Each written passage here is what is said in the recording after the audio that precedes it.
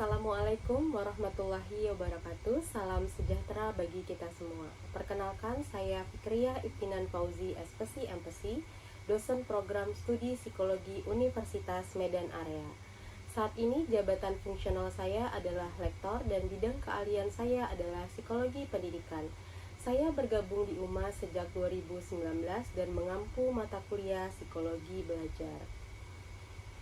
Bidang keilmuan yang saya tekuni adalah psikologi pendidikan dengan fokus pada psikologi belajar, perkembangan peserta didik, pendidikan karakter, serta penerapan psikologi dalam meningkatkan kualitas proses pembelajaran. Dalam kesempatan ini, saya akan mendemonstrasikan proses pembelajaran pada mata kuliah psikologi belajar pada semester 2 dengan bobot 2 SKS. Mata kuliah psikologi belajar ini mempelajari tentang konsep dasar mengenai proses belajar pada siswa, hubungan antara perkembangan dengan belajar, proses dan tahapan belajar, metode dan pendekatan belajar, juga kesulitan-kesulitan di dalam proses belajar, serta penerapan psikologi belajar. Adapun capaian pembelajaran lulusan atau CPL pada mata kuliah psikologi belajar ini adalah yang pertama adalah aspek sikap, yaitu mampu menunjukkan sikap yang bertanggung jawab, jujur, dan etis dalam memahami serta mengaplikasikan konsep-konsep psikologi belajar dalam kehidupan akademik dan profesional.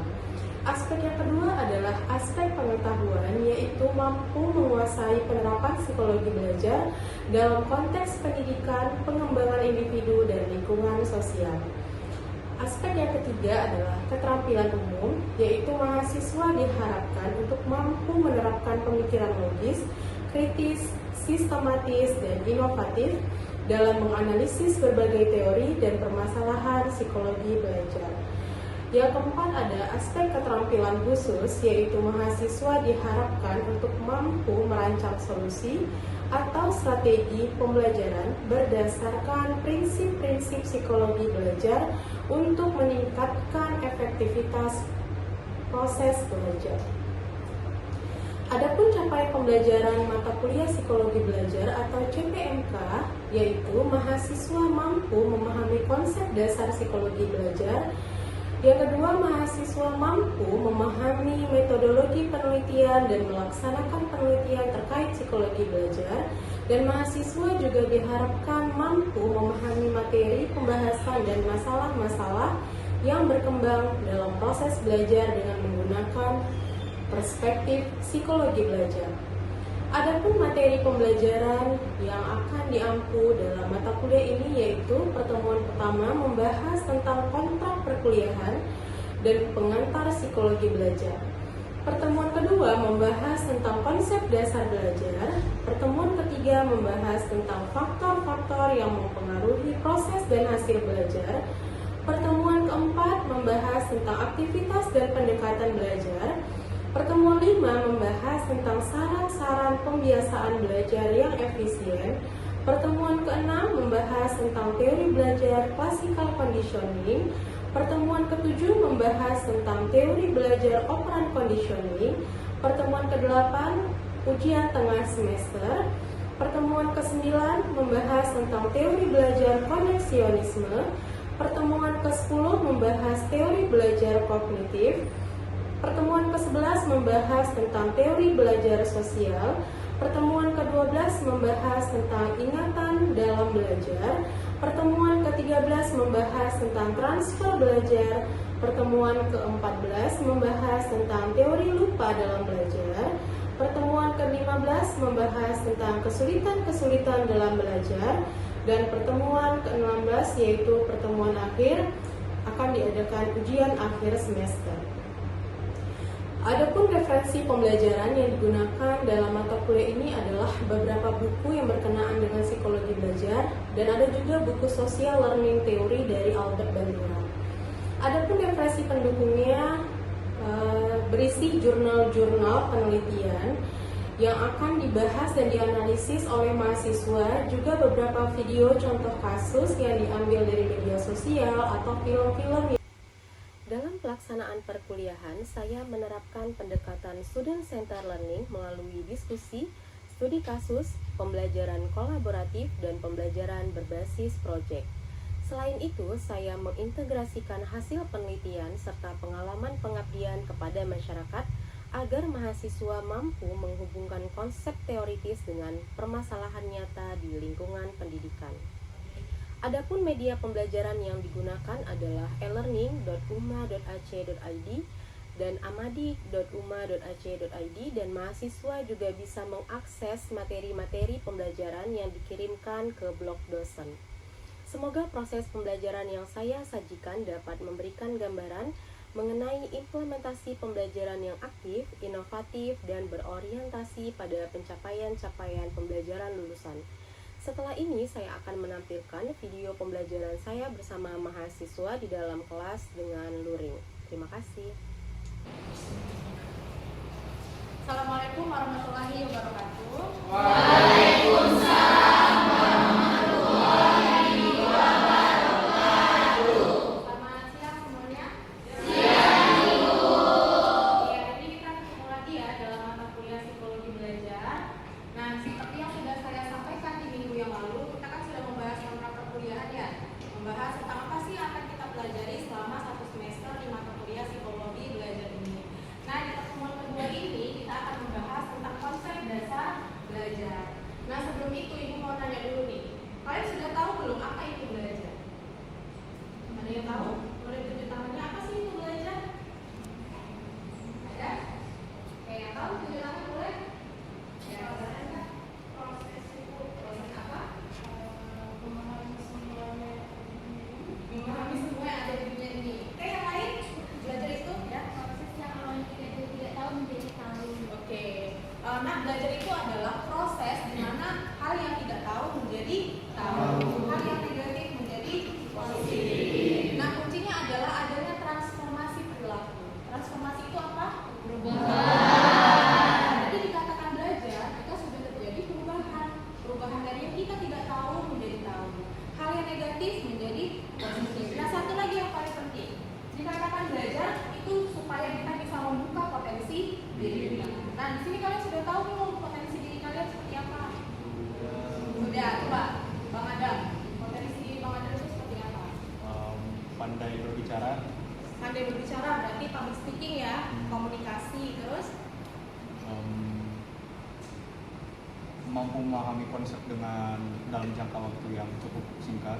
oke, memahami konsep dalam jangka waktu yang cukup singkat. Nah, itu didapatkan dari proses belajar kan? Nah, dengan belajar ini kita bisa dapat membuka potensi diri kita. Apa sih yang kita pelajari dalam hidup ini? Apa sih yang kita dapatkan dalam hidup ini? Mana sih perilaku negatif kita yang bisa kita ubah supaya bisa menjadi positif kan gitu ya? Oke, kita lanjut. Nah, mengapa belajar begitu penting? Menurut kalian, belajar itu penting gak sih? Penting. Ada yang bilang gak penting gak? Gak ada ya? Nah, yang bilang penting nih, apa pentingnya belajar bagi kalian? Agar tidak mengalami stagnasi, Agar tidak mengalami? Contohnya di mana? menjadi orang di zona nyaman dan tidak mau menghadapi hal yang baru. Oke, berarti kita harus mampu mengeksplor kan? Kita harus tahu nih apa yang menjadi prioritas, apa yang menjadi tujuan hidup kita, sehingga kita tahu apa yang harus kita eksplor untuk mencapai tujuan kita itu tadi kan, goal life. Nah itu tadi, nah bagi kehidupan harus ada adaptasi di dalamnya, ya kan? Dalam hidup ini harus ada adaptasi kan? Dulu gak ada gadget, gak ada teknologi. Semenjak adanya teknologi, kita harus mampu beradaptasi, ya kan? Nah itu kuncinya pertama adalah adaptasi. Demi apa? Kemajuan. Nah belajar itu juga bisa meningkatkan pola pikir kita, ya kan? Ada nggak orang yang nggak belajar, orang yang belajar tapi nggak maju-maju? Ada nggak? Ada nggak? Kasusnya seperti itu, orang yang belajar tapi nggak ada kemajuan dalam dirinya, ada nggak? Ada? Coba kasih tahu contoh kasusnya. Masih dia belajar tapi dia nggak melakukannya dalam kehidupan sehari-hari. Iya, itu kuncinya. Kenapa? Karena di dalam belajar itu harus ada proses di dalamnya, transfer of learning namanya. Bagaimana kita bisa mengkaitkan teori yang kita pelajari terus kita aplikasikan ke dalam dunia nyata. Itu namanya proses adaptasi tadi. Ya kan, mampu beradaptasi apa yang kita pelajari secara teori terus kita kembangkan dalam kehidupan nyata. Nah, mampu memperoleh pengetahuan dan keterampilan baru. Demi apa? Keberlangsungan hidup. Nanti di dunia pekerjaan, di dunia kerja belajar itu tidak melulu membahas tentang teori, tapi bagaimana kita punya keterampilan. Nah, salah satunya adalah public speaking. Ketika kita mampu berkomunikasi, kita punya keterampilan, itu yang bakal dipakai di dunia kerja. Ya. Nah, bagi perkembangan, apa pentingnya belajar bagi perkembangan? Mendorong pertumbuhan diri, pertumbuhan pribadi. Nah, ketika kita belajar itu sebenarnya kita sedang membentuk pribadi kita loh. Nah, kalian ini sudah semester berapa? Nah, selama 4 semester kita belajar, kepribadian apa yang sudah terbentuk dalam diri kalian? Apakah kalian sudah mengenali diri kalian dengan baik? Hah? Coba ditanya lagi. Sudah dipelajari belum diri kita itu bagaimana? Kalau misalnya kita marah di situasi apa ya kita marah? Kalau kita tiba-tiba malas belajar, apa ya menyebabkan motivasi kita menurun? Nah, belajar ini juga salah satu kita untuk membentuk kepribadian kita. Bagaimana kita mengenali diri kita? Kenapa ya aku tiba-tiba merasa sedih? Gitu ya. Terus kita kaitkan dengan mata kuliah yang lain. Mata kuliah apa itu? Psikologi kepribadian, perkembangan, ya kan? Nah, selanjutnya apa? Memperluas wawasan. Itu tadi dari yang tidak tahu menjadi tahu. Selanjutnya apa? Membuka peluang baru, memungkinkan individu mencapai potensi penuh mereka. Nah, ini adalah pemaparan tentang mengapa belajar itu next.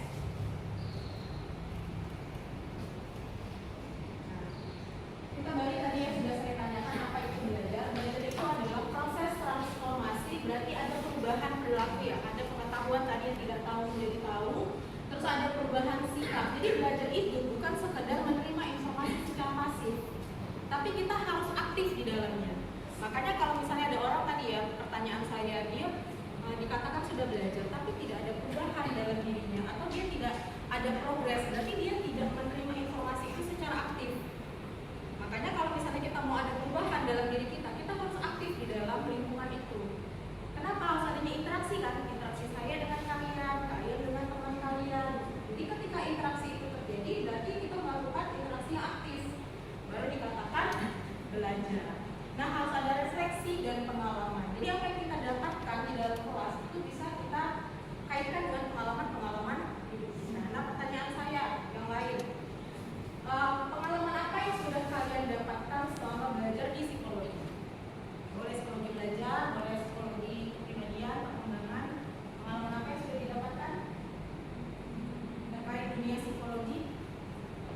Saya buat ya, ada nggak bingung. Ketika saya belajar psikologi, saya lebih memahami karakter orang lain. Ketika saya paham, tingkat toleransi saya itu semakin meningkat.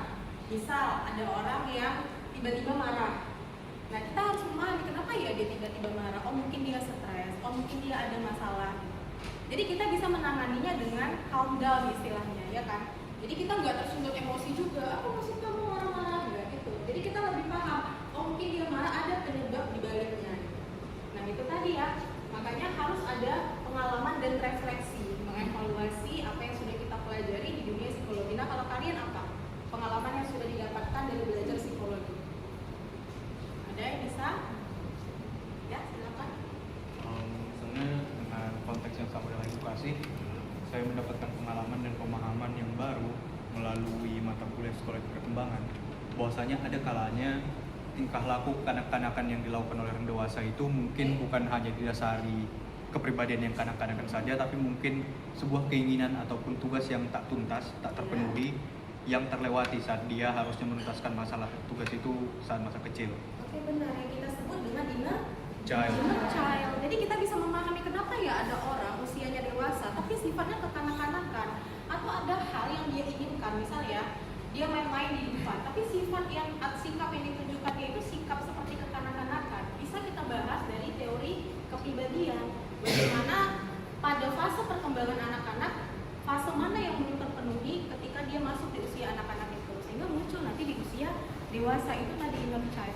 Atau apa yang belum selesai dalam dirinya pada masa kecil, misalnya relation dengan orang tuanya, dengan temannya, sehingga muncul ketika nanti dia menjadi orang tua, bagaimana dia membangun hubungannya dengan anaknya gitu ya. Oke, benar ya Bang Adam. Oke, next. Nah, ini ciri-ciri khas dalam belajar. Yang pertama sudah pasti adanya perubahan perilaku. Jadi hasil belajar itu terlihat jika ada perubahan di dalamnya. Nah, saya tanya lagi nih ke kalian, harus ada tadi interaksi aktif ya. Perubahan apa yang sudah terjadi di dalam diri kalian setelah belajar psikologi? Ya, silakan. Saya jadi lebih memahami emosi saya. Oke, lebih memahami emosi kamu. Contohnya gimana? Emosi itu kan banyak ya, tidak hanya marah, tidak hanya sedih, yang seperti apa? Misalnya kalau misalnya saya lagi nggak mood mau ngerjain tugas, mungkin saya lagi menstruasi mau datang gitu. Jadi kayak saya nggak terlalu nyalain diri saya kok saya itu nggak bisa gitu. Ada Iya. yang sebab-sebabnya. Jadi kita tahu ya faktor penyebab kenapa ya kita lagi nggak mood gitu. Nah, setelah itu kan kita harus mencari solusinya ya. Strategi bagaimana ya saya bisa mengelola mood saya ini agar tidak berdampak terhadap lingkungan, kan gitu ya. Terkadang berdampak ya terhadap lingkungan. Bagaimana hubungan kita dengan teman, ditanya sedikit disenggol sedikit langsung marah gitu ya. Jadi kita bisa mengungkapkan komunikasi yang baik. Oh, aku lagi nggak enak perut misalnya. Oh, aku lagi ngerasa psikosomatis misalnya gitu. Jadi kita bisa mengkomunikasikan dengan teman kita apa yang sedang kita rasakan gitu ya, sehingga terjadi komunikasi dan hubungan yang baik. Yang kedua, proses yang aktif. Jadi tidak hanya secara fisik saja tetapi juga mental. Nah, interaksi dengan lingkungan sudah saya jelaskan tadi. Nah, bertujuan. Jadi belajar itu, proses belajar itu harus ada tujuannya. Tujuan kalian belajar apa? Untuk bisa S1. Untuk bisa S1. mendapatkan S1. Itu ininya ya, realistisnya ya. Tapi di balik proses mencapai gelar itu apa yang kalian dapatkan? Kan ada prosesnya ya. Selama 4 tahun ini prosesnya apa? Ilmu yang sudah didapatkan itu bisa diterapkan nggak dalam lingkungan kita? Bagaimana kita memahami hubungan kita dengan orang tua, dengan dosen, dengan teman gitu. Harus ada tujuannya, harus bermakna ya. Nah, berkesinambungan.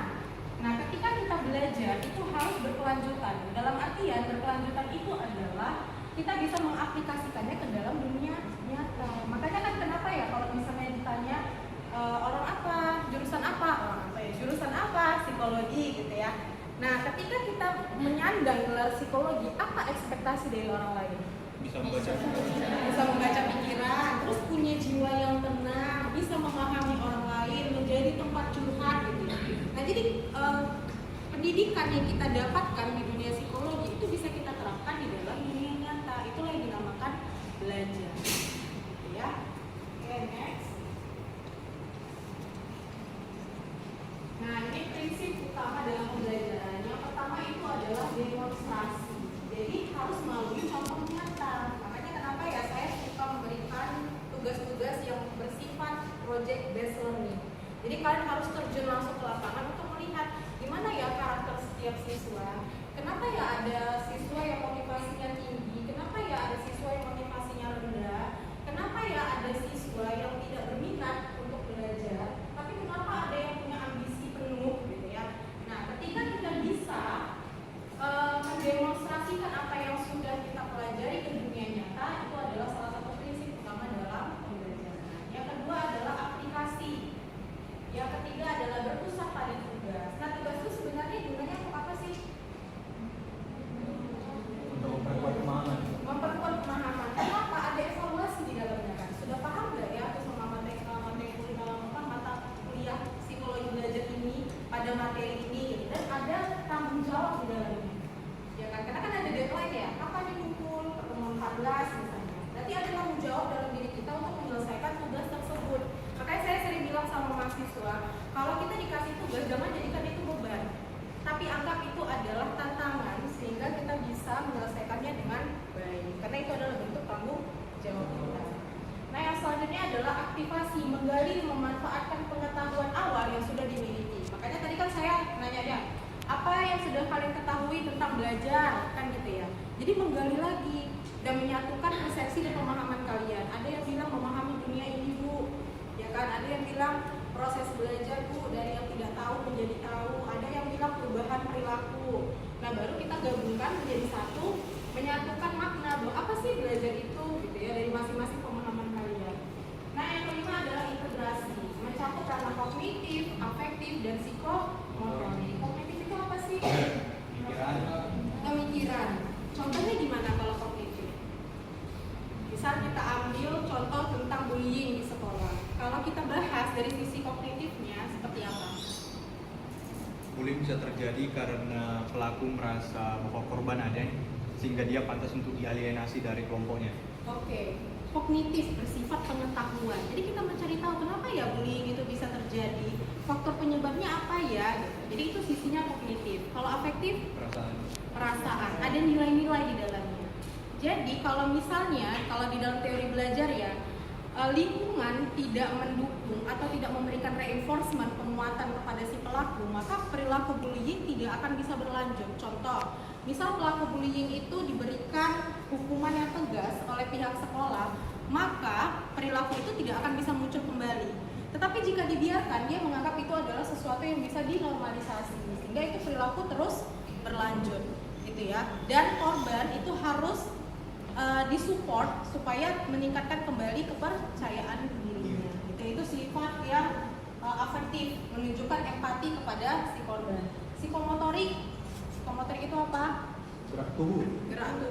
Gerak tubuh itu berarti kita dapat meningkatkan keterampilan. Kalau dikaitkan dengan yang bullying tadi seperti apa? Kita bisa membuat flyer atau poster untuk menggerakkan bagaimana perilaku-perilaku bullying ini jangan sampai terus beredar gitu ya. Jangan sampai terus meningkat di dunia sekolah ya. Oke, next.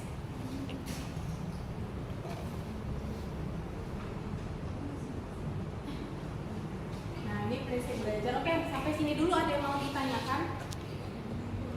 Ya, silakan. Kayak tadi salah satu dalam proses belajar itu aspek utamanya kan ada berfokus pada tugas seperti yang udah Ibu jelaskan tadi gitu kan. Jadi kan Ibu mengatakan bahwasanya kepada siswa itu jangan menganggap tugas itu sebagai beban, tapi melainkan sebagai tantangan. Tapi pada kenyataannya di era sekarang ini banyak sekali siswa yang menganggap tugas itu sebagai beban gitu. Sehingga kan lambat laun ketika mereka menganggap tugas itu sebagai beban, mereka mengalami stres atau beban gitu kan. Dan akhirnya performa mereka itu bakal menurun. Nah, kalau menurut Ibu, apakah misalkan tugas tadi itu berfokus itu pada bagaimana bentuk tugas itu yang diberikan oleh guru tadi gitu kan? Karena kan ada tugas itu yang memang mungkin anak tadi itu menjadikannya itu bukan tantangan karena dia itu kurang sanggup untuk melakukan itu. Jadi kalau menurut Ibu yang dievaluasi itu apakah juga termasuk bagaimana bentuk tugas itu atau bagaimana pemahaman dari anak itu tadi? Dan kalau misalkan berdasarkan pemahaman anak itu gimana sih Bu cara biar kita itu bilang ke anak jangan jadikan ini sebagai beban gitu? Karena kan Bu nggak bisa sekedar kayak jangan jadikan sebagai beban tapi tantang gitu. Kalau tips-tipsnya gimana menurut Ibu secara keseluruhan? Kasih. Oke, terima kasih. Nah, untuk menjawab itu sebenarnya itu perlu latihan ya sejak dini. Jadi kenapa saya bilang tugas itu jangan dijadikan beban dan itu harus ditanamkan sejak dini pada anak. Tugas apapun itu, baik pekerjaan rumah, tugas sekolah gitu.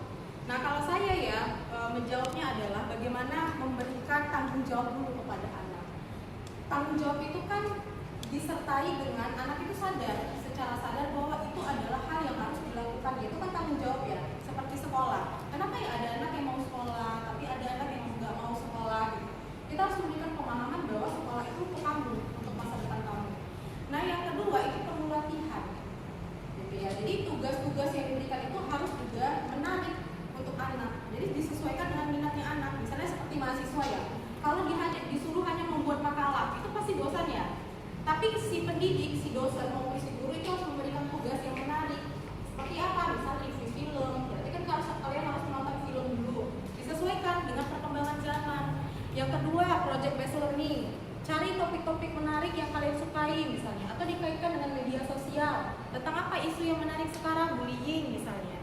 Atau tentang apa? Tentang trust issue misalnya seperti itu. Jadi harus dikaitkan dengan fase-fase perkembangan anak. Nah, kalau anak SD apa yang menarik bagi anak-anak? Mungkin bersifat games, ya kan? Jadi kan banyak ya pembelajaran matematika yang bersifat games sehingga anak-anak itu bersemangat. Nah, kalau saya dulu di sekolah itu sering gurunya itu membuat bintang terus per kelompok, ini dibuat per kelompok ya, kelompok 1, 2, 3, 4. Jadi seperti estafet. Jadi dibuat tugas. Oke, kelompok 1 jawab soal. Oke, waktunya habis, balik ke belakang. Jadi mereka bersemangat untuk siapa yang bakalan menang di lomba-lombaan. Nah, jadi disesuaikan juga dengan karakteristik si anak ini. Tapi kalau misalnya kita ingin memberikan pelajaran terhadap anak kita dengan memberikan tanggung jawab sejak dini dan pemahaman bahwa tugas itu adalah tanggung jawab kamu. Dan itu untuk masa depan kamu, sama seperti kita belajar. Kan kalian yang memilih untuk kuliah di sini misalnya gitu. Jadi kalian harus diberi masa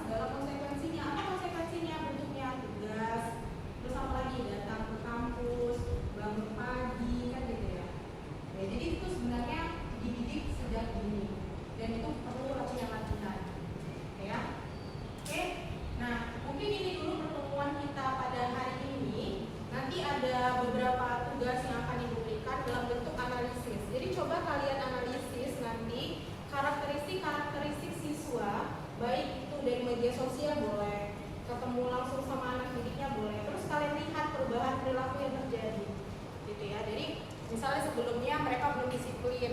Nah, apa yang akan kalian berikan untuk merubah perilaku tersebut agar disiplin, terus dikaitkan dengan teori belajar.